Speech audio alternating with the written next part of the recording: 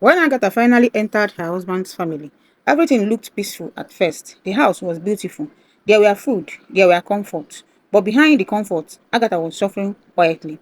She did everything in the house. She cleaned, she washed clothes, she cooked, she arranged the house from morning till night. Yet, her mother-in-law never allowed her to rest. At every opportunity, she reminded Agatha where she came from, a poor background. One afternoon, Agatha sat quietly in the sitting room watching television.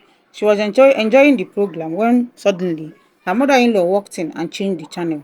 Agatha looked surprised and said politely, "Ah, Mama, why did you change the channel? I was enjoying the program." Her mother-in-law turned sharply and replied, "Do you even watch television in your father's house? That house you came from. Have you ever experienced television before?" She continued angrily, "How dare you question me in my son's house? Do you know how my son worked to furnish this house?" Agatha felt deeply hurt. Without arguing, without shouting, she stood up and quietly left the sitting room. When her husband returned home later that evening, Agatha explained everything with tears in her eyes. Her husband confronted her and said, "Don't worry, I will talk to my mother." He called his mother and told her respectfully, "Mama, I don't like the way you speak to my wife." But his mother replied, "She is getting too comfortable. Her duty is to cook, clean, and keep the house in order. She's always watching television." The husband calmly said, "Okay, then I will start a business for her so she won't be idle." But that suggestion made his mother angry. She said, "If you start business for her, she will begin to save money. Once a woman starts saving money, she will stop respecting her husband."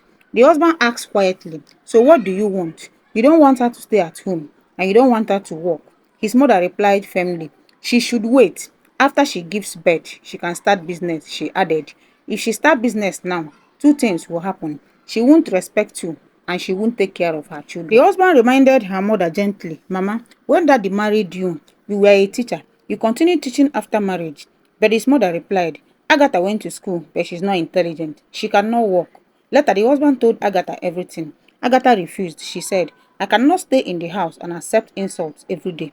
I am ready to learn a trade or do business, anything. But staying idle here is hurting me." 3 days later, the husband called Agatha and his mother together. He suggested a solution.